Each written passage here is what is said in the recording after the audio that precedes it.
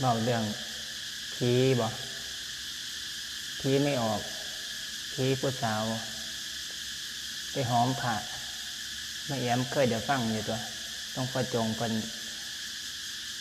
เทศแต่มาเคยเดี๋ยวฟังอยู่สายอยู่กันวัดป่าเลี้ยไร่วัดป่าเลี้ยไร่เริ่มไปแล้วล่ะนะเกี่ยวกับเจ้าหน่อยตามที่จำได้เดี๋ยวมาสิเริ่มนะเริ่มเบาเรื่องผีคนตายนะคนตายก็หมายถึงว่า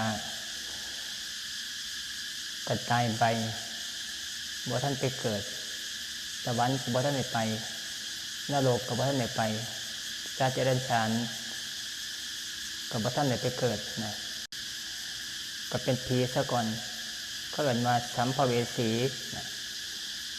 ท่องเที่ยวไปเป็นวิญญาณเป็นผีแต่ตอนไปบาปบ่หลายบุญก็บ่หลายตายก่อนอายุไขนะว่ากรรมส่งให้มาเกิดเป็นสัตว์เป็นมนุษย์ก็ดีเป็นสัตว์ก็ดีแต่ว่ามีกรรมตัดรอนนะกรรมตัดรอนนี่หมายถึงว่ากรรมในฝ่ายที่เป็นบาปนะเป็นบาปคือความทุกข์นั่นแหละบาปในส่วนที่เป็นกรรมดีก็เอ่ยว่ากรรมส่งเสริมกรรมอุปถัมภ์ตัวนี้ก็กรรมตัดรอนนี่ก็คล้ายๆกันหรือว่าคือกันกับแม่นแต่ว่าจะต่างกันอยู่ที่อันหนึ่งให้ความสุขนะอันหนึ่งให้ความทุกข์นะในขณะที่เกิดขึ้นมาเป็นสัตว์เป็นคนนะทุกคนจะมีกรรมตัดรอนบัดทุกคนนะเพียงแต่ว่ามีกรรมตัดรอนที่เป็นกรรมบาปหรือว่ากรรมบุญหน่อยหลายบ่ทอกันนี่แหละจังเป็นเหตุให้เฮาทุกคนนะจะได้ชีวิตนี่เกิดขึ้นมานะมีความทุกข์บ้างมีความสุขบ้างในขณะที่มีชีวิตอยู่ในขณะที่เป็นเด็กน้อยเป็นหนุ่มเป็นสาวเป็นวัยกลางคนจนหอดก็มาเป็นคนเฒ่าคนแก่นะสังเกตเบิ่งเวลาเฮาทำมาอาชีพนะหรือว่ามีชีวิตอยู่นะครอบครัวหรือว่าโตของเฮากำลังดีนะกำลังรุ่งอยู่นะมีความสุขดีอยู่แต่ว่าเป็นเหตุให้มีกรรมบางอย่างนะเป็นกรรมที่เป็นบาปก็มาตัดรอนนะ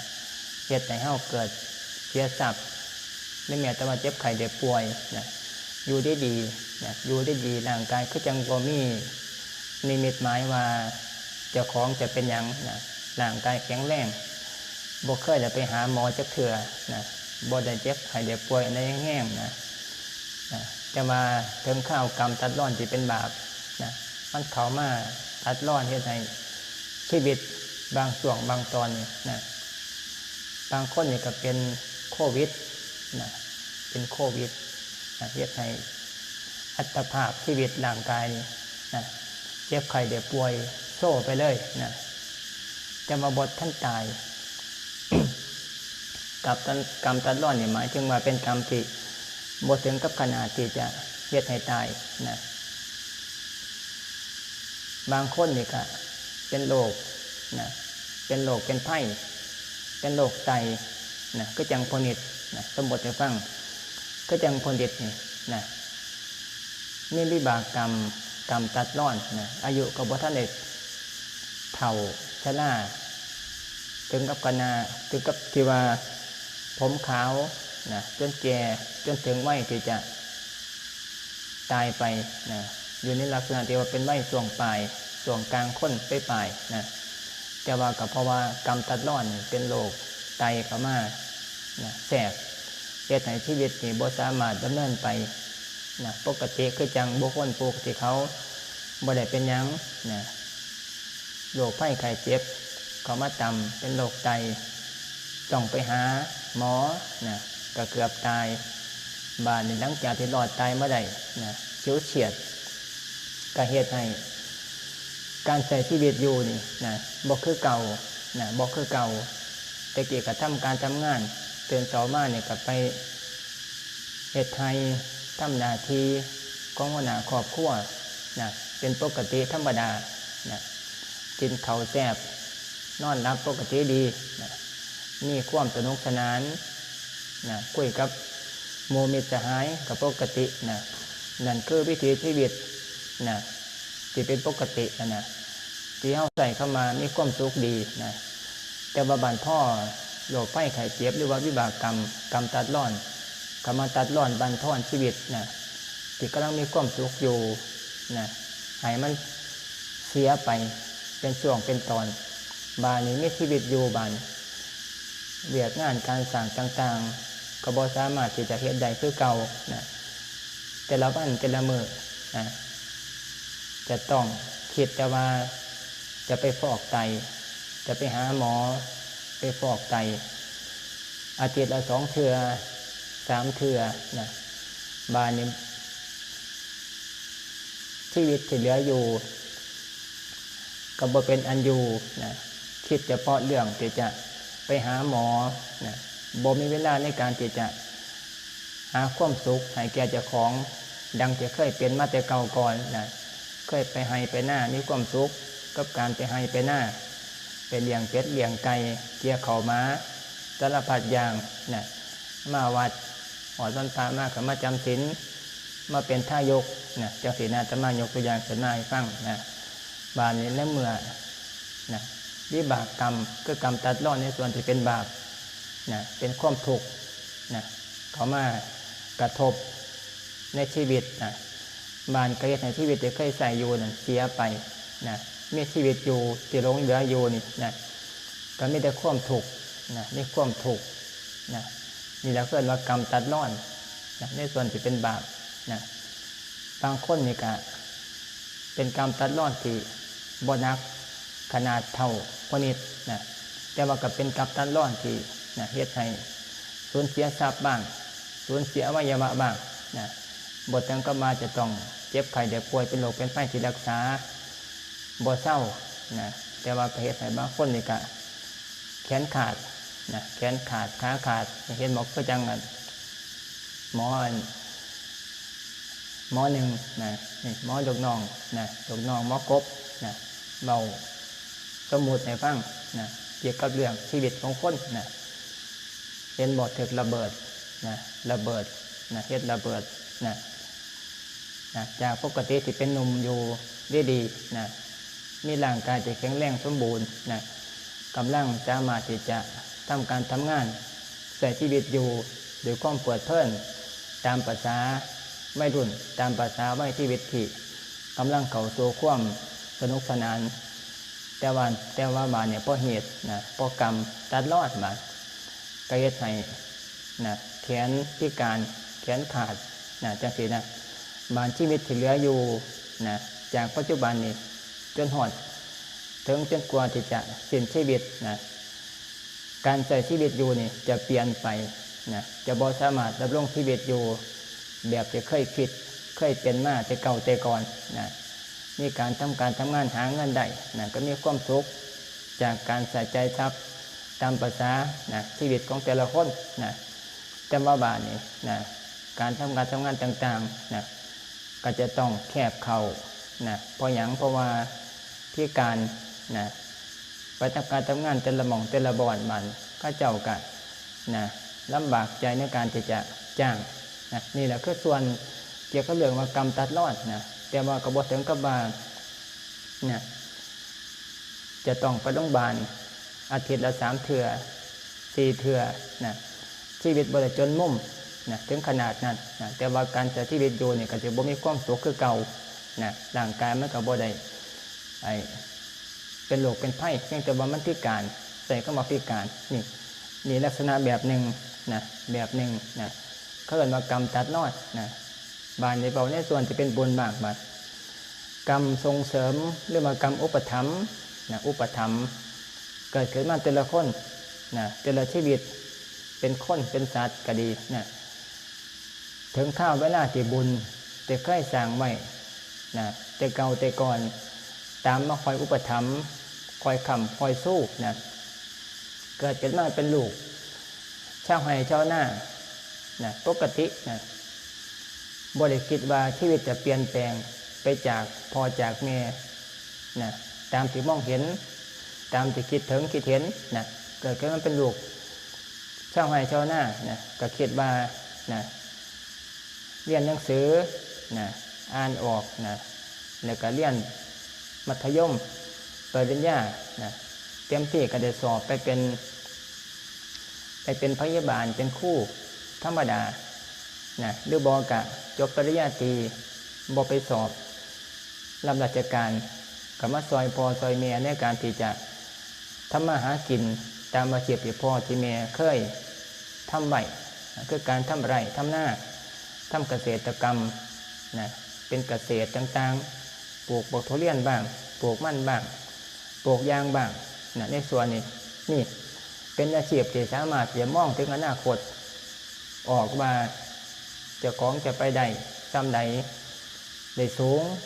ประมาณซ้ำใดนะมองไปแล้วก็บ่สามารถจะไปถึงรัฐมนตรีบ่สามารถที่จะไปถึงนายกบ่สามารถจะไปถึงกษัตริย์ได้บ่สามารถจะเป็นผู้ว่าได้นะนี่ตามที่เฮามองชีวิตของเจ้าของนะออกนะเข้าก็สามารถออกค่อนข้างที่จะ 100% นะหรือว่าพ่อนี่เคยมองเจ้าของอยู่บ่ตะกี้เป็นลูกเจ้าให้เจ้าหน้าคิดว่าจะได้ไปเป็นผู้ว่าอยู่บ่นะมันกะเกินกำลังก็สามารถจะหูจักเจ้าของได้อยู่นะว่าเจ้าของคือสิชาตินี้คือสิบ่ได้เป็นผู้ว่าคือสิบ่ได้เป็นนายกรัฐมนตรีนะนี่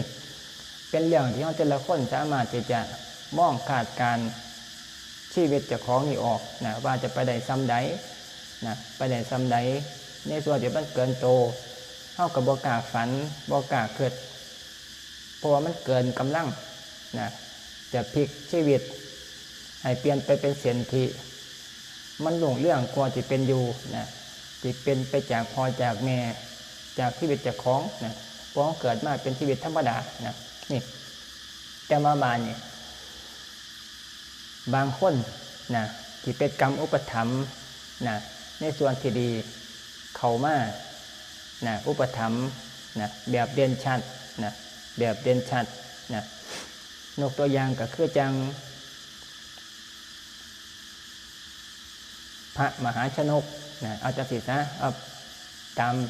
พระพุทธเจ้าพระโพธิสัตว์ซะเสียนได้ชัดนะคือพระมหาชนกมหาชนกนี่เป็นคนธรรมดานะเป็นคนธรรมดาไปค้าขายนะเป็นลูกคนทำมาหากินธรรมดาพอค้าพอขายธรรมดากันเปรียบเทียบกับเฮาก็คือว่านะทำมาหากินนะด้วยลำแข้งเจ้าของนะด้วยลำแข้งเจ้าของนะแต่ว่ามันไปค้าขายนะไปค้าขายออกเรือสำเภาไปค้าขายสมัยเด็กใส่เข้ามาเรือสำเภานะออกทะเลไปนะขนสินค้าไปนะเพื่อว่าจะไปขายต่างเมืองนะออกไปกับหมู่ลูกน้องบริวารต่างๆเพื่อนมิตรสหายต่างๆนะขนของไปจะในบ้านเกิดพายุนะพายุพัดเรือให้เกิดความอับปางเรือลมใส่เข้ามาเรือลมซะเรือลมนะแต่มาคำมาพระโพธิสัตว์นี่เป็นสัตว์ที่เกิดขึ้นมามีบุญเป็นทุนอยู่เหนือกว่าบุคคลผู้อื่นเหนือกว่าสัตว์อื่นนะมีบุญที่เคยสร้างไว้พบก่อนศาสตร์ก่อนนี่นะไว้ได้มากสะสมบุญบรรลัยนะมีบุญค่อยสู้อยู่นะแต่ว่าบางศาสตร์นี่ไปเกิดนะกบฏไปเกิดเป็นภพภูมิที่สูงนะบางครั้งก็มาเกิดเป็นภพภูมิที่ต่ำนะเป็นคนขอทานก็มีเป็นคนทำมาหากินด้วยลำแข้งนะคือการทำหน้าธรรมดาเนี่ยก็มีบางศาสตร์ก็เป็นอมาตย์บางศาสตร์เนี่ยก็เป็นพราหมณ์นี่เข้ามาพระโพธิสัตว์นะนี่บุญหลายก็จริงแต่ว่าบางภพบางศาสตร์เนี่ยก็ไปเกิดเป็นภพภูมิที่หลากหลายนะเอิ้นว่านะ ที่หลากหลายนะแต่ว่าชาติที่เป็นพระสุวรรณสามนั่นนะเกิดที่เรียกเกิดเป็นลูกพ่อข้าธรรมดาทำมาหากินธรรมดานะกับบริลำรวยอีกอย่างจนเกินไปนะแต่มาบานชีวิตจะพลิกนะจะพลิกขึ้นมา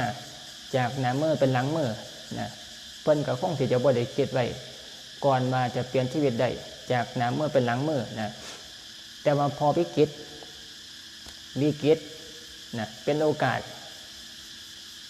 ให้เปลี่ยนเส้นชีวิตใหม่นะบานในเลื่อลมนะเลื่อลมผู้อื่นนี่ก็ย่านตายนี่ก็กระโดดลงน้ำเกาะของต่างๆนะแต่ว่าบาดนี่ตามตำราเพิ่นว่าพวกผู้อื่นนี่นะคิดอ่านบ่ออกว่ามีสัตว์สาว่าสิ่งที่ค่อยกินเนื้ออยู่ในทะเลนะพวกปลาฉลามพวกปลาสารพัดอย่างบ้างนะมันถือกินได้กินคนนะได้กินของต่างๆเนื้อหลมลงไปมันก็มัดค่อยถากินคนนะพวกปลาฉลามนะสารพัดปลานะพวกคนอื่นเสียชีวิตถือสัตว์หลายต่างๆในทะเลข้าไปกินแต่บาบานพระมหาชนกเนี่ยพอเลือเกิดจะหล่มลงนะมีนิมิตนะมีเครื่องหมายว่าเลือเนี่ยจะอับปางจะหล่มลงแท้แน่นอนนะมันก็ค่อยจมลงนะมันก็บ่ลงเท่าเดียวเลยนะบ่ลงแบบลุบลงไปเลยนะมันก็ค่อยจมลงทีละเล็กทีละน้อยนะคนต่างๆเนี่ยก็พากันโกลาหลมาสะดุ้งกลัวเฮ็ดหยังก็บ่ถูกนะบางคนก็ให้นะบางคนนี่ก็เลียนหน้าเลียนหลังนะแต่ว่าพระโพธิสัตว์นี่เกิดมีปัญญาฮู้ว่าเลือดสิลมบัดก็คิดฮู้จักว่าพวกสัตว์ใต้น้ำมันเตือกกินคนเตือกกินของต่างๆฮู้ว่าเลือดลมมันก็มาค่อยจะมากินนะมาทำลายนะเพิ่นก็เลยคิดว่านะต้องเกินไปที่เสากระโดงสูงแล้วก็กระโดดออกไปให้มันห่างจากเรือให้ได้ไกลที่สุดนะเพื่อว่าจะพ้นจากพวกสัตว์ต่างๆที่มันมาล่อค่อยกินคนกินสัตว์ที่อยู่ใต้ท้องเรือนะเพิ่นก็มาคิดอ่านวิธีการเอาตัวรอดนะเพราะว่าเพิ่นมีปัญญาเพิ่นบ่เสียสตินะบ่เสียสตินะถึงข้าวขับขันนี่ก็คิดอ่านมีสติอยู่บ่ได้เกิดความกลัวความตื่นเต้นสารพัดอย่างก็มาครอบงำนะคนมีสตินะคนมีสติย่อมมีปัญญาในการจะแก้ไขปัญหาในขณะนั้นได้เตรียมกำลังของเจ้าของนะกันคนเตือความกลัวความตกใจเขาครอบงำแล้วบ่มีปัญญาในการจะแก้ไขปัญหานั้นได้เลยนะบ่สามารถจะมีปัญญาถึงดับไปโดยสิ้นเชิงนะคิดหยังก็บ่ออกบ่ฮู้วิธีการที่จะแก้ไขบ่ฮู้จักวิธีการในการที่จะมองปัญหาในขณะนั้นนะเกิดว่าคนเสียสติเสียปัญญาแต่มาพระโพธิสัตว์นี่ปัญญาบ่เสียพอสติบ่เสียนะคิดอ่านจะเฮ็ดจังได๋พอสามารถจะแก้ไขปัญหาเฉพาะหน้านี้ได้เต็มที่ตามกำลังที่มีอยู่นะเพิ่นก็คิดอ่านจะขึ้นไปอยู่ทั้ง2กระโดงแล้วก็จะกระโดดออกไปให้ได้ไกลที่สุดแล้วก็การที่จะกระโดดออกไปแล้วนะเฮ็ดจังได๋พอสิมีชีวิตอยู่นะมีชีวิตอยู่ได้หลายวันที่สุดนะเพราะว่าอยู่กลางทะเลนะมันลอยน้ำไปนะก็ต้องบ่มีแนวกินนะอดข้าวนี่ก็จะอยู่ได้บ่เกิน7 มื้อเพิ่นว่านะเพิ่นก็เลยหาเนยมานะเอาเนยมาทาโตนะตำราเพิ่นว่าใส่เนยเอาเนยทาน้ำโตนะทาน้ำตนน้ำโตนะทาเนยไว้เรียบร้อยแล้วก็ขึ้นเสากระโดงเลือดสูงแล้วก็กระโดดออกไปให้ไกลที่สุดให้มันพ้นจากฝูงสัตว์ต่างๆที่อยู่ใต้น้ำนะบ้านนี่ก็ลอยไปนะ ลอยไปตาม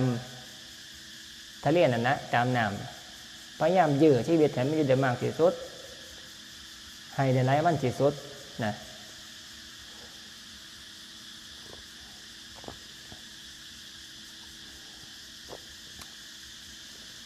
และกับการท่าเนยนะท่าเนยตามโตนี่จะสามารถปกปิดกินความเป็นมนุษย์นี่ได้นะระดับหนึ่งพวกฝูงสัตว์ต่างๆพวกปลาฉลามต่างๆมันก็จะบ่คิดว่า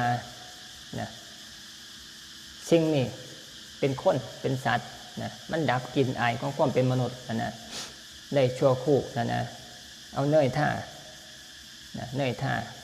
สัตว์มันก็จะบ่กินเนยมาจากแหละนะพวกปลาฉลามพวกแขต่างๆนะเป็นเนยท่าแล้วก็สามารถที่จะ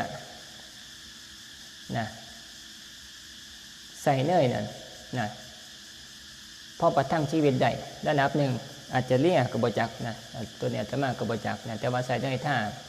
ดังเช่นพระเจ้าพิมพิสารนะสมัยแต่เก่าแต่ก่อนช่วงก่อนที่เพิ่นจะสวรรคตนี่ตอนที่จะถือพระเจ้าอาชาติศัตรูนี่นะค้างไว้นะช่วงที่เพิ่นค้างไว้อยู่ทำ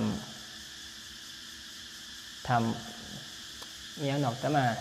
เริ่มนะอยู่เขาคิดจะโกรธแต่มาไปเบิ่งอยู่นะเมียเพิ่นนั่นก็เอาเนยท่าโตนะเขาไปยามพระเจ้าพิมพิสารลูกชายนี่ขังไว้บ่ให้กินข้าวบ่ให้กินน้ำสิขาพอโดยตรงกยานคนว่ายานประชาชนต่างๆว่าข้อละหานะยานเขาเจ้าว่านะก็เลยคิดว่าสิขังไว้ให้ตายเองโดยการบ่ให้กินน้ำบ่ให้กินข้าวบ่ให้อาหารนะให้ตายไปเองนะแต่ว่ามันเมียเพิ่นมเหสีเนี่ยเมียของพระเจ้าพิมพิสารนั่นนะที่แรกก็ร้อยห่อเอาใส่อยู่น้ำมันเสือจะได้เนี่ยเอาใส่น้ำสินเนี่ยเน็บเสียงไว้เขาไปเยี่ยมแล้วก็เอาไปผัวเจ้าของนี่กินเพราะใดบ่ให้ตายง่ายนะบ้านพระเจ้าชาติศัตรูนี่จับได้มาเมียนี่ร้อยเอาเข่าเอาพวกขนมไปให้พ่อกินนะก็เลยสั่งให้คนโตให้ดีก่อนที่จะเข้าไปเยี่ยมนะให้ทหารคนโตให้ดีนะบ่ให้มีการซ่อนเล่นอาหารเขาไปให้กินนะบ้านในเมียคนหนึ่งก็เอาท่าน้ำโตเอาเนยท่าน้ำโตนะให้มันมีนะมีอย่างมีกินบ่กระบจักนะแต่ว่าเขาใส่ก็มาท่าน้ำโตนะก็ไปเยี่ยมพระเจ้าพิมพิสารนะไปเยี่ยมพระเจ้าพิมพิสารบ้านก็ให้ผัวนั่นนะเนี่ยกินอยู่น้ำหนังนะกินเศษมันนะกินเศษมันกินอายมันเล็กๆน้อยนะแต่ชีวิตนี่สามารถยืนยาวไปได้อีกสักระยะหนึ่งนะนี่เพิ่นก็บ่ทันตายง่ายบาดพระเจ้าอาชาติศัตรูบาดนี่ก็เลยจับได้มาเมียเนี่ยก็ร้อยแอบเอาเนยท่าโตนะเอาไปให้พระเจ้าพิมพิสารกินเอาไปมามันก็สร้างหามไว้เขาเยี่ยมเลยมันก็ไปเกียดเท้านะหลังจากที่พระเจ้าพิมพิสารเนี่ยบ่ได้กินอาหารต่างๆน้ำก็บ่ได้กินเพิ่นก็อาศัยการย่างจงกรมนะย่างจงกรมเป็นเครื่องรอเลี้ยงจิตมีความปิติมีความปราโมทย์จากการเดินจงกรมนะก็บ่ตายง่ายอีกนะบ่ตายง่ายอีกพระเจ้าชาติศัตรูบาดนี่ก็เลยเอามีดมากรีดเท้านะกรีดเท้าบ่อยย่างจงกรมบานจะค่อยตายนะจะค่อยตายนี่ก็นี่คือขาพอแต่มาบอกมาจังหวะกรรมที่บอกเกี่ยวกับเรื่องมาการเอาเนยท่าโตนะก็ได้เท้าคว่ำไปหาพระเจ้าพิมพิสารนะก็จบซะเท่านั้นบ้านนี้ก็กลับมาหาพระมหาชนกนะก็คล้ายๆกันนี่แหละนะคล้ายๆกันเอาเนยท่าโตนะท่าโตบ้านนี้ก็ลอยน้ำอยู่หันเพิ่นมา7 วันนะลอยน้ำอยู่7 มื้อ7 คืน7 วันก็บ่ทันจมน้ำพวกไปน้ำกันนี่ตายเบิดแหละนะพวกสหายพวกมิตรต่างๆพวกลูกน้องต่างๆนี่ตายเบิด แม่นบ่ถูกสัตว์กินบ่ถูกปลาฉลามกินบ่ถูกแค่กินกระจมน้ำตายนะแต่ว่าพระมหาชนกนี่นะเพิ่นมีความพิเศษนะคือมีกำลังพลังบังชานี่เหนือกว่าคนธรรมดานะว่ายน้ำอยู่ได้7 มื้อว่าซั่น7 มื้อบานนี่เพิ่นว่าบานนี่นะด้วยอำนาจบุญของพระโพธิสัตว์เพิ่นว่า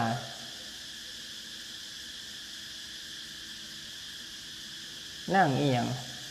นั่งเมฆขลาบ่นั่งมณีเมฆขลานั่งมณีเมฆขลาจะเป็นแนวใดนั่งมณีเมฆขลานะใส่คำง่ายๆก็คือว่าเทวดาซะนะเทวดาผู้ยิ่งเทวดาผู้ยิ่งที่อยู่บริเวณแถวนั้นดูแลเรียกว่ามีเฮือนมีวิมานอยู่ในกลางทะเลนะเป็นเทวดาอยู่แถวนั้นนะแต่ว่าตามมันที่เขาเจ้าเอามาเขียนเป็นนั่นนะเป็นในย่ายเรียกว่าเป็นนั่นสื่อเขาเจ้าใส่เข้ามานั่งมณีเมฆขลานะมณีเมฆขลานะแต่มาเปลี่ยนใหม่เป็นศัพท์มาเป็นเทวดาผู้ยิ่งเป็นเทพธิดาเทพอักษรนะพอบุญของพระเจ้าพระโพธิสัตว์พระมหาชนกนะเฮ็ดให้นั่งเทวดานั่งเทพอักษรนั่งมณีเมฆขลานะเห็นความเพียรของพระมหาชนกนะมาเพิ่นนี่บ่ยอมแพ้ต่อชีวิตนะถึงขนาดมานะมีความอุตสาหะมีความเพียรนะวิริยะนะคือความเพียรในการว่ายน้ำนะถึงที่จะว่ายนะบ่ถึงฝั่งบ่เห็นฝั่งนะบ่มีความหวังกระสร้างนะแต่ว่าก็มีความเพียรนะในการว่ายอยู่ให้ถึงที่สุดนะบ่ได้มีความท้อใจนะบ่ได้มีความท้อใจมีความเพียรเป็นกำลังนะ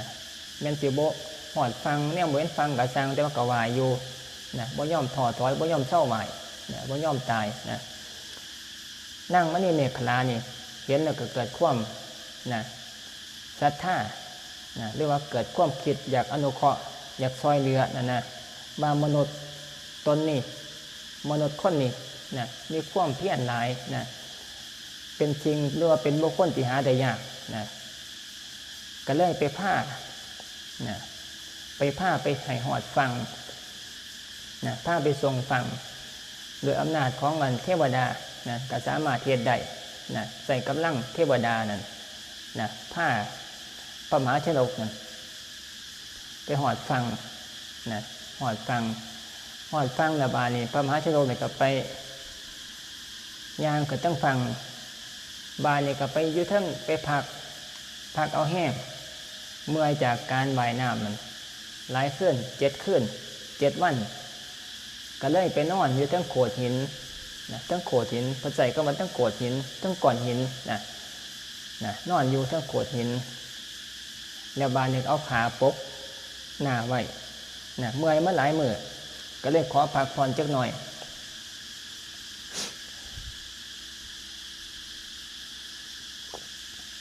บ้านเนี่ยพอดีครับเพื่อนแผ่นดินที่เพื่อนไปอยู่ไปเหยียบนั่นนะพระราชาเมืองนั่นตายสวรรคตตายแล้วบ้านบ่มีลูกชายนะบ่มีทายาทลูกชายมีแต่ลูกสาวผู้เดียวเป็นธิดาผู้เดียวธิดาเนี่ยเขาบ่ให้ขึ้นครองราชย์ผู้หญิงเขาบ่ให้ครองราชย์เขาให้ผู้ชายนะจึงสามารถจะเกิดครองราชย์ได้นะมาในเมื่อพระราชานั้นตายแล้วบาดนะตายแล้วบาดเนี่ยพวกอมาตย์พวกเสนาอมาตย์ต่างๆก็เลยปรึกษาหารือกันนะว่าเฮ็ดจังไดนะบ้านเมืองเฮานี่จะขาดกษัตริย์ปกครองเนี่ยบ่ได้นะเดี๋ยวมันจะเกิดความบุญไหวเดี๋ยวศัตรูต่างๆจะมาตีเอานะจำเป็นต้องหาผู้มีบุญจำเป็นต้องหาผู้ที่มีบุญญาธิการมาเกิดครองราชย์ต่อไปนะก็เลยใส่การเสียงท้ายนะการท้ายโหนหลวงพวกพราหมณ์เสียงท้ายเอามหามงคลนะใส่มหามงคลเสียงท้าย เอามาโคหนึ่งนะมาประจำเมืองคนนี้แหละมามงคลแล้วก็เทียมโดยเกวียนเทียมโดยราชรถนะเทียมโดยราชรถนะแล้วก็ปล่อยม้านั้นออกไปนะให้ม้ามงคลนี่ไปจอดอยู่ต่อหน้าผู้ใดต่อบุรุษผู้ใดก็ให้ถือว่าบุรุษผู้ที่ม้าไปจอดอยู่เอาราชรถไปจอดอยู่นะต่อหน้าเฉพาะราชรถนั้น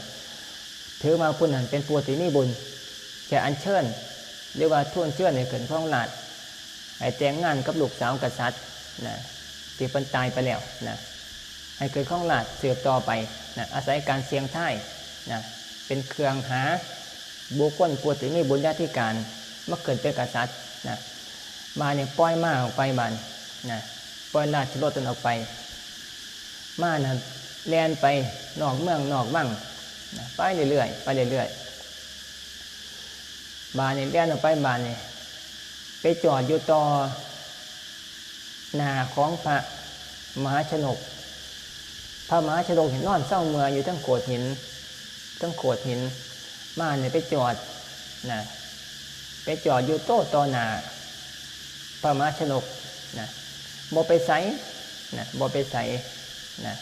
บานพวกอำมาตย์พวกทหารต่างๆกระติดตามเบิ่งว่าม้านี่จะไปจอดอยู่ไสไปหอดแล้วก็ไปเห็นม้าจอดอยู่ข้างโขดหินนะ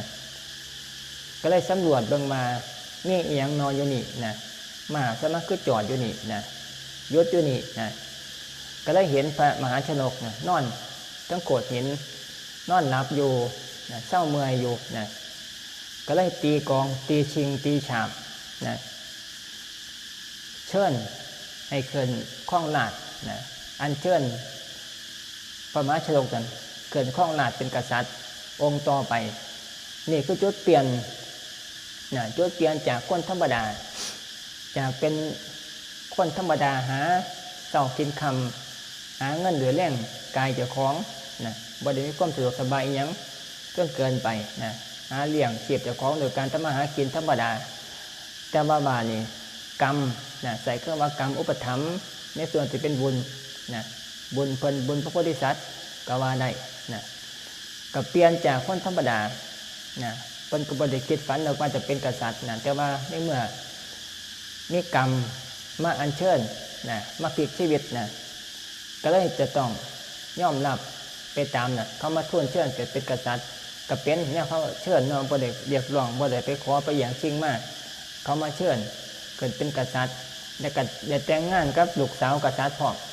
ก็เกิดข้องราชเป็นกษัตริย์ปกครองเมืองนั้นสืบต่อไปนะแล้วก็มีสติปัญญาด้วยในการปกครองบ้านเมืองให้มีความเจริญนะสืบต่อไปนะนี่บอกมาถึงมากรรมในส่วนที่พลิกชะตาชีวิตของบุคคลผู้หนึ่งจากคนธรรมดาให้เปลี่ยนขึ้นไปเป็นอีกเส้นทางใหม่นะจากคนต่ำๆไปอยู่จุดที่สูงที่สุดนะของความเป็นคนนะเป็นกษัตริย์ถือว่าเป็น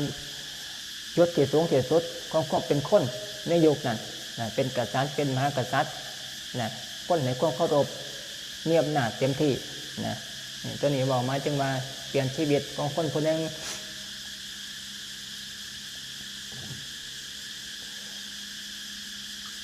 บานว่าบอกในส่วนที่อยู่ของเฮ้าบาน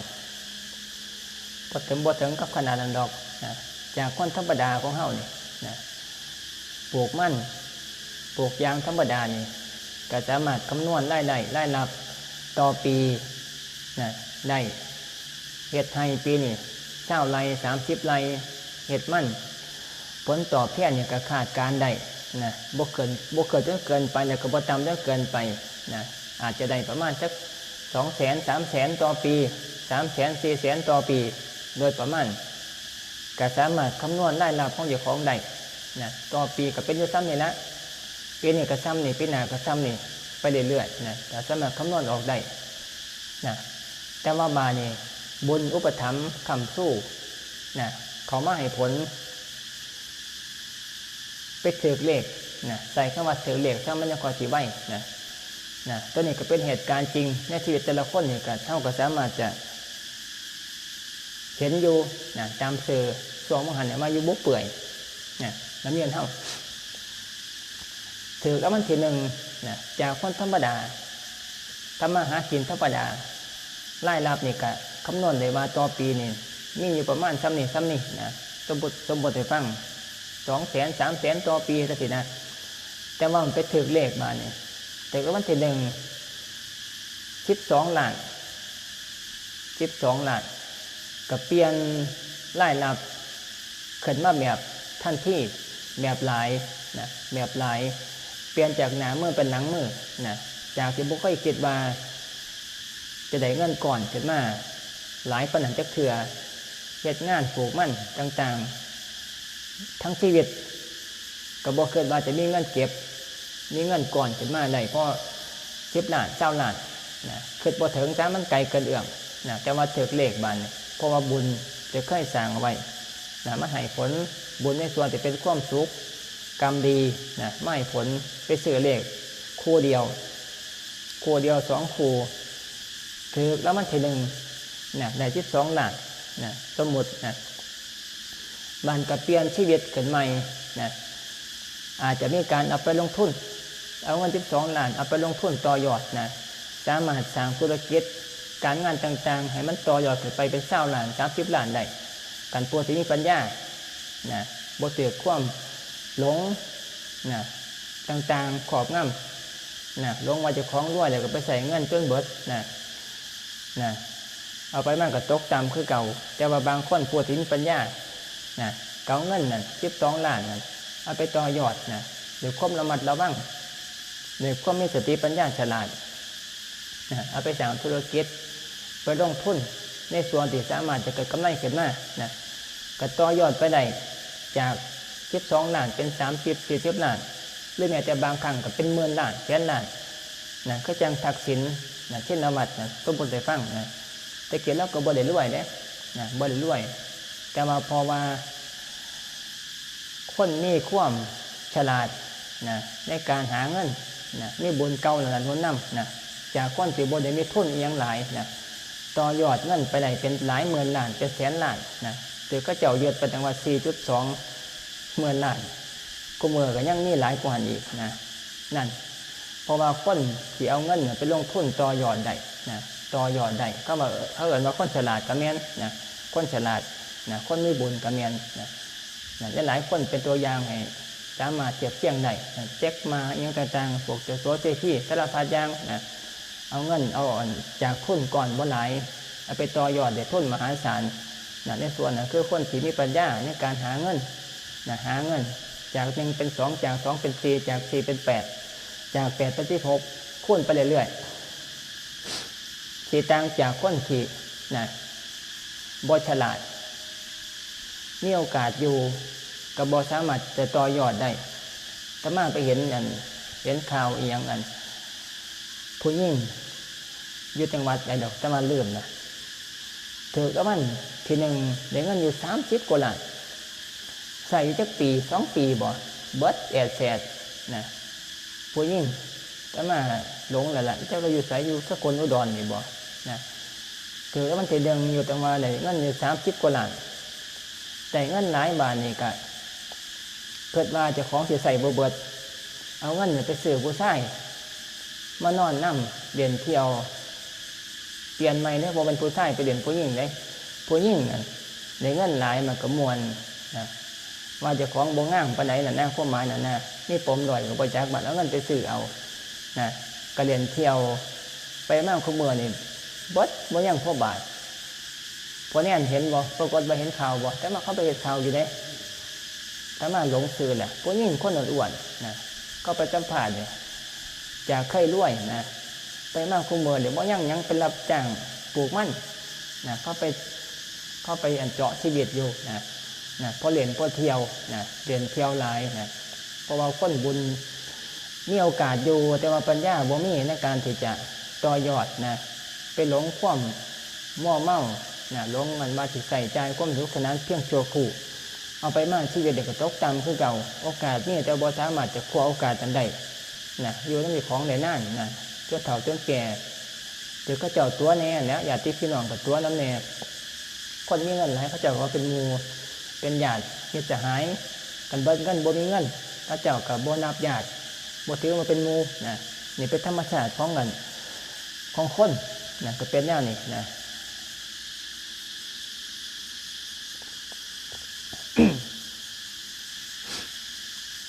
ต่อไปบ่มาบ่ทันหอดผีต่อย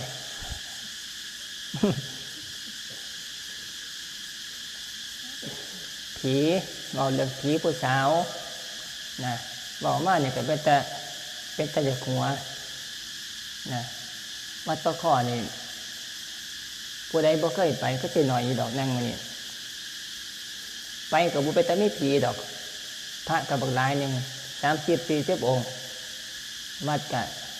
ย่างไปเจอได้ก็มีแต่กุฏิพระนะไปเบิ่งแล้วบ่เป็นแต่มีผีนะแต่ว่าก็มีผีเรื่อยๆนะวิญญาณนะผีนี่ก็มาถึงวิญญาณนี่ก็มาจากพวกเข้าไปเผานั่นแหละไปเผาเห็นบอกไปเคยไปอยู่บัสดาเมียมเพราะเนี่ยเห็นบัสดาเมียมอยู่ฟังทั้งทิศใดทิศตะวันตกเชียงใต้ของดินวัดนะของศาลาจ้ะของศาลาใหญ่น่ะนะเผาแบบใส่เพื่อนเผาบ่ได้เผาเมียดูแบบงามๆนะใส่เป็นนั่นเตาเผาก่ออิฐขึ้นมาแล้วก็เอาเพื่อนไปใส่แล้วก็เผาแบบ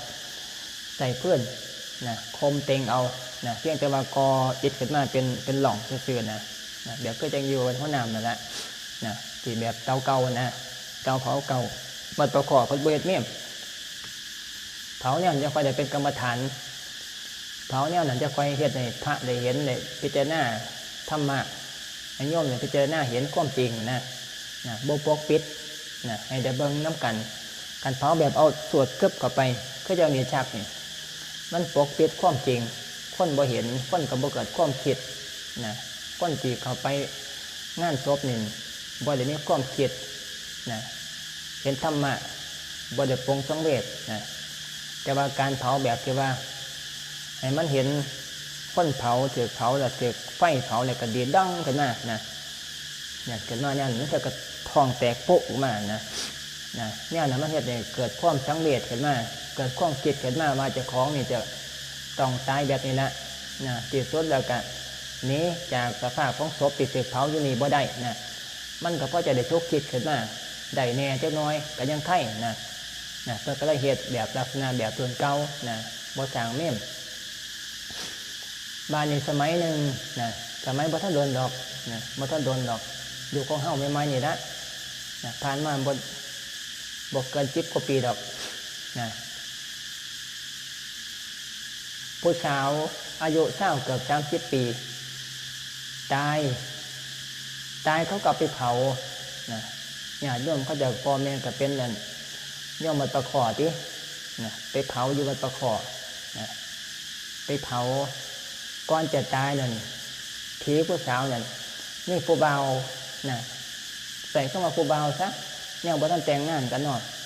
นะบ่ทันแต่งงานนี่ผู้เบาอยู่คิดน้ำกันนั่นแหละนะใส่เข้ามาผู้เบานะเจ้าคุมเมื่อเขาจะออกมาใหม่เลยเด้ออกก้นไม้ใหม่ลักษณะเทวามีเหตุการอยู่ร่วมกัน3 อย่างเป็นเหตุไหนถือว่าเป็นสามีภรรยากันบ่ต้องจดทะเบียนกระจ่างกฎหมายคุ้มครองกฎหมายถือว่าเป็นผัวเป็นเมียกันเลยนะมีสิทธิ์ในการที่จะฟ้องร้องทรัพย์สินต่างๆไม่น่าเลิกกันนะที่มีสิทธิ์หมายถึงมาคือสามีภรรยาตามกฎหมายนั่นนะก็ออกกฎหมายออกมานะส่งบางบกี้มือถ้ามาเห็นมันผ่านตาอยู่นะแต่มาก็ใส่การจัดสินอยู่3 ข้อที่ข้อนี่แหละแต่มากระบวนการละเอียดนะตัวนี้แต่ไม่ได้เก่าเขาเจ้ากระบวนถือว่าเป็นสามีเป็นภรรยากันถูกต้องตามกฎหมายแต่เกิดบ่ได้จดทะเบียนแต่งงานกันนะผีนี่คือกันผีผู้สาวนี่บ่ได้จดทะเบียนกันดอกกับผู้บ่าวนะแต่ว่าบ้านเพิ่นนี่ประสบอุบัติเหตุตายผู้บ่าวบ่ได้ตายเด้ผู้บ่าวบ่ได้ตายแต่ผู้สาวสร้างหัวกับ30 ปีน่ะนะผู้สาวก็นั่งแรกรุ่นตายไปเผาแล้วว่านี่บุญบ่หลายบาปก็บ่หลายนะสงสัยสิบ่ได้เฮ็ดบาปเฮ็ดกรรมอีหยังหลายนั่นนะใช้ชีวิตอยู่ธรรมดานะบ่ได้ฆ่าพ่อฆ่าแม่บ่ได้ฆ่าสัตว์ต่างๆก็ใช้ชีวิตอยู่ธรรมดานะบ บุญเก่าก็มีเนี่ยให้มาเกิดนะแต่ว่ากรรมนะกรรมที่มันเป็นกรรมตัดร่อนมาฝากชีวิตไปก่อนอาจจะเคยขาดสัตว์อาจจะเคยสารพัดอย่างฝากชีวิตจะพบก่อนศาสตร์ก่อนกบจักนะเหตุให้ประสบอุบัติเหตุตายนะตายกับไปเผาในจักมือเผาผ่านไปแล้ว2 มื้อ 3 มื้อปานอยู่วัดประขอบานมันก็มีพระหนุ่มๆหลายเนี่ยมีแต่พระหนุ่มๆหน่อยนะบวชวัดป่าบานนี่พระองค์นั้นบานกับประมาณอายุไก่เกี้ยงกับผู้บ่าวคนนั้นนะผู้บ่าวผีผู้สาวนั่นนะหน้าตาก็คล้ายๆกันนะคล้ายๆกันบานกลางคืนมาเนี่ยพระไม่ดอกพอดีบ่ท่านหลายพรรษาอาจจะ2-3 พรรษาโดยประมาณพระไม่ไปนอนอยู่กุฏิทางไปเมี่ยมนะไปไกลเมี่ยมนะมาในผีผู้สาวนั่นเห็นนะเห็นมาได้กับบ่จักแล้วเนี่ยมันเป็นวิญญาณเนาะตายแล้วมันก็เห็นกับบ่จักแล้วนะเห็นมาก็เคลื่อนมาบ้านนี่เวลาเพิ่นนอนกับกุฏิไปนอนทำวัดแล้วฟังเทศน์แล้วก็ไปนอนกุฏิผีมันก็ไปหอมแก้มเพิ่นหอมแก้มพระผู้บ่าวนะหอมแก้มพระใหม่นั่นไปหอมแก้มเพิ่นก็เตือนสะดุ้งขึ้นมากลางคืนมาเตือนเด็กขึ้นมาเตือนมานะเตือนขึ้นมาเตือนพอมาถือขี้หอมแก้มนะบานี่มันมาเข้าฝันบ่เข้าฝันมาหลวงพี่คือจังผู้เบาว่าเนี่ยผู้เบามั่นนะหลวงพ่อปฏิวัติเป็นหนึ่งที่อดีตเนี่ยจะมาส่งคือโบกาบอกมาได้คำหล่อเนี่ยแอมพนอก็จะได้ก่อนหลวงพี่ก็จังผู้เบาเขาแท้สินะประมาณนี้นะบอกประมาณนี้ละเนี่ยผู้สาวโดนผู้เมื่อเนาะโดนไม่ไหมก็บอกเนี่ยเนาะหลวงพ่อพันบอกเครือเสร็จได้หลวงพี่มันคือผู้เบาเขาแท้นะให้หอมแน่แล้วแต่น้ำจะขอหอมนะไปหอมหลวงพี่มันก็ย่านที่บ้านย่านเนี่ยคนนะคนก็ผีนะเป็นพระอยู่กับช้างพระบ่ท่านนั้นขาดปันใดนะเนี่ยพระบ่ต้นกับช้างกับย่านเสาเด้นะผู้ย่านนะย่านบ้านนี่บ่กล้ากลับไปนั่งกุฏินะมันมาด้านนอนมันก็บ่หอมแก้มเนานะเพิ่นก็บ่ไปใช้เจ้าเสือผีผู้สาวนั่นก็ดีนะวนเวียนอยู่แถวนั่นละแถวทะลาเมมนะก็เคลื่อนมากับพี่หอมแก้มเราแล้วก็ย่านมานี่ก็มาหาหลวงพ่อมาบอกหลวงพ่อฟังหลวงพ่อเพิ่นก็บอกว่าพูดเอาน้ำมนต์อยู่ในโบสถ์พุ่นว่าซั่นเอาน้ำมนต์ในโบสถ์พุ่นเอาไปฮดอยู่ในห้องในกุฏิฮดตั้งข้างกุฏินี่ฮดนะมันก็บ่กล้าเข้ามาดอกเพิ่นว่านะน้องเพียรก็ไปเอาน้ำมนต์เอาขันไปตักน้ำมนต์อยู่ในโบสถ์นะมันตะข้อนี่เพิ่นสิเฮ็ดน้ำมนต์ทุกช่วงก่อนวันพระคือเมื่อวานนี่เพิ่นสิสวดปริตสวดมนต์ใส่เข้ามาสวดมนต์เจริญพุทธมนต์นะสวดระบายนี่เพิ่นสิเอาได้สายสิญจน์จับเบิดทุกองค์ในโบสถ์นะโย่งไปใส่อยู่ที่ไหคือแอ่งน้ำมันละแต่ว่ามันสิเป็นไหเป็นช่องแอ่งคล้ายๆแอ่งน้ำแต่บ่แม่นแอ่งน้ำเป็นไหนี่นะประมาณไหดินแอ่งดินเพิ่นก็น้ำมนต์ใส่ในหันก็ปิดฝาไว้แล้วก็เอาได้อ้อมไหนั่นดึงไปหาพระทุกองค์ในโบสถ์นั่นเวลาสวดพระพุทธมนต์จะเดินพุทธมนต์โยจักคุมาโมหามาลาปกัดโทธามังบพุทโธนก็บอกไปนะนี่จำมงคล38ก็สวดคือกันเนี่ยสวดเบิดคาถาหลายคาถานี่7 ตำนาน12 ตำนานนี่สวดนะบทอเสวนานี่ก็สวดแต่ว่าบทสวดอเสวนาจะบ่ได้แปลนะก็เฮาสวดไม่ได้บางหันนี่ธรรมะแล้วนี่สิสวดแปลแต่ว่าการสวดบ่แปลมันก็สิไปเลยอเสวนาจะพาลานังปันเดตานันจะเสวนาปูชาจะปูชนียานังเอตัมมังคารมุตตมัง ปฏิรูปประเทศวาโซจะปบเพจะกัตปุญญาตากับไล่ไปนั่นนะบ่แปรนะก็หมายคือบ่แปรนะตัวอะไรกับเถือใดสายศีลนำสวดโดยความขังโดยความเคารพโดยการสรรเสริญกับบจักนะมันสิไหลไปน้ำฝ่ายบจักคือได้สายศีลนั้นไปเขาได้หายวันนะเฮ็ดให้น้ำมนต์ขังวันนะตัวนี้กับบจักแต่ว่ามันก็ขังให้ดีนะขังให้ดีพระนามานที่เก้าน้ำมนต์ไปสิทธิ์กุฏิสิทธิ์ทางกุฏิมาในผีนะมันก็บกล้ามาหายไปเลยเป็นอาทิตย์ปกติมันสิมาหยอกเราหอมเกี่ยมเราทุกเมื่อทุกคืนเวลาไปนอนนะ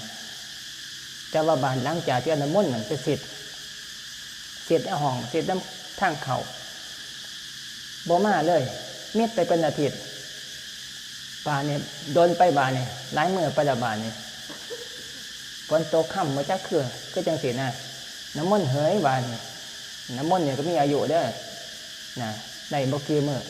น้ำมนต์เฮยนี่บอกกับฝนตกค่ำน้ำมนต์มาจากคือน้ำมนต์เบิดฤทธิ์บานนี่ผีก็มาคือเก่าบานผีผู้สาวเนี่ยก็มาหอมแก้มก็คือเก่านะ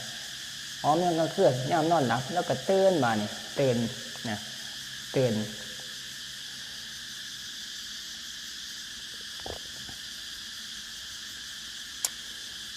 แล้วก็ย่านมาแล้วก็มาขอถามหลวงพ่ออีก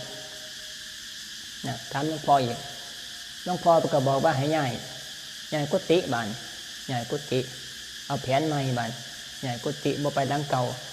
ามันจำไหนมาหลวงพี่เนี่ยอยู่หันมันก็สิมาหายังกลางคืนนะก็เลยย้ายกุฏิหลังใหม่ไปอยู่หม้องใหม่ไปอยู่มุมใหม่เปลี่ยนจากมุมทิศตะวันตกเฉียงใต้ไปอยู่ทิศใหม่บานคนละฝากกันเลยของวัดไปมาบานเวลาเลิกจากทำวัดแล้วบานนะย่างออกจากศาลาย่างกับกุฏิมันก็ไปลาดเล่าเป็นลาดเราอยู่หม่องทางออกศาลามันก็เว้าหลวงพ่อมาจงเด้อเพิ่นเว้าเด้อแต่ว่าบ่ได้ว่าเด้อเว้าเป็นหลวงพ่อเพิ่นว่าโอ้ยหลวงพี่นะเฮ็ดคือสิทั้งเขาแท้น้อเพิ่นว่าสินะหนีบ่ไปกลับกุฏิเก่าเลยก็สิสร้างคือจะสร้างเขาให้นอสินะมันเว้าเนี่ย1นาทีว่าไปลัดทางพญางออกจากศาลานะบานแล้วก็ย่านฝนเชี่ยงลูกหญ้าย่านยังกูเก่าได้บานย่านกุฏิละบานเนี่ยมันก็ยังนำท่านตามมาพอดมาดักรออยู่หม่องทางออกจากศาลาทำบัดแล้วทำบัดแล้วก็กลับกุฏิมันก็มาลัดผีมันก็ฉลาดคือกันผีตัวนี้ผีผู้หญิงผีผู้สาวไปมาบานย่านมันหลวงพ่อก็เลยบอกว่าย้ายวัดซะส่งไปอยู่สาขาเพราะว่ากันแล้วย่านแห้งมันย่านสะสมย่านสะสมคนใจเสียใจตกย่านผีไปมาเนี่ยคันยูเนี่ยมันสิบ่ไหวมันสิบ่หลอดมันสิเซิร์ฟใจเสียหลวงพ่อก็เลยให้อุบายย้ายวัดไปอยู่สาขาก่อนแล้วกันนี้ไปอยู่สาขาทรงไปอยู่สาขาจะค่อยแล้วเบาเรื่องผีผู้สาวผีไม่ออกนี่เบาเกี่ยวกับเรื่องผีเริ่มเนี่ยรายละเอียดมันสิหลายคนอยู่มาจากไม่อ้ำจำได้อยู่บ่ประมาณนี้เนาะข่าวแต่มาบ่เห็นการเทศแล้วที่ไปโหลดมาฟังเนี่ยบอกไหมก็ได้บอกนิทานโจวิออกเวลาไปเทศแต่ละหม่อง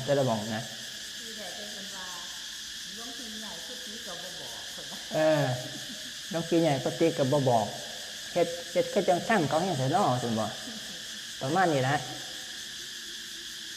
ผีหลายอยู่เลยหลายเหตุการณ์อยู่ดอกเราเรื่องประวัติเรื่องเกี่ยวกับเรื่องวิญญาณเรื่องประกอบมันมีหลายมันมีหลายเพราะว่ามันเป็นวัดของครูบาอาจารย์อยู่น้ำแน่ต้องพอเป็นอยู่เป็นมีบุญมีบารมีมันก็ต้องมีเหตุการณ์อย่างสิมันก็จะคอยที่จะส่งเสริมเกี่ยวกับเรื่องคุณเพิ่นนี่เหตุการณ์อย่างสิจำกับมัดหลวงปู่ชานี่นะมัดประฟงมันก็มีผีบักด่างผีพญายด่างมันก็หลอกพาเนรมันก็เป็นเรื่องต่างๆมันก็จะคอยที่เหตุให้พวกคนได้ฟังพระเจ้าก็เกิดศรัทธามันก็เป็นกำลังในการเผยแผ่ศาสนาคือการเหตุการณ์ต่างๆเหล่านี้ เป็นตัวส่งเสริมในการที่จะสอนศีลสอนธรรมโยมนะคันบ่มีเรื่องราวต่างๆจังสิเกิดขึ้นคนก็บ่เชื่อนะบ่เชื่อแล้วก็บ่ให้ความสำคัญ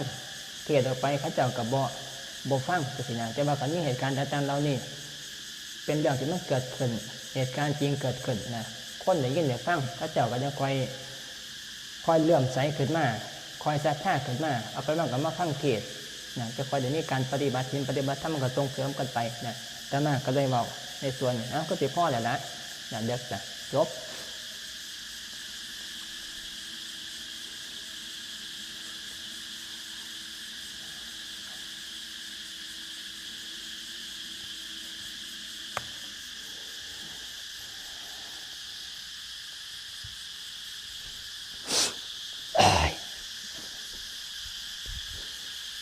ปิดก็น่าปิดบ่เป็นแล้วพอนี่มึงนี่มันจบมันเขียนว่าจบอยู่นี่กดปุ๊บนะมันก็สิเปลี่ยนไปเลยนี่คือปิดล่ะ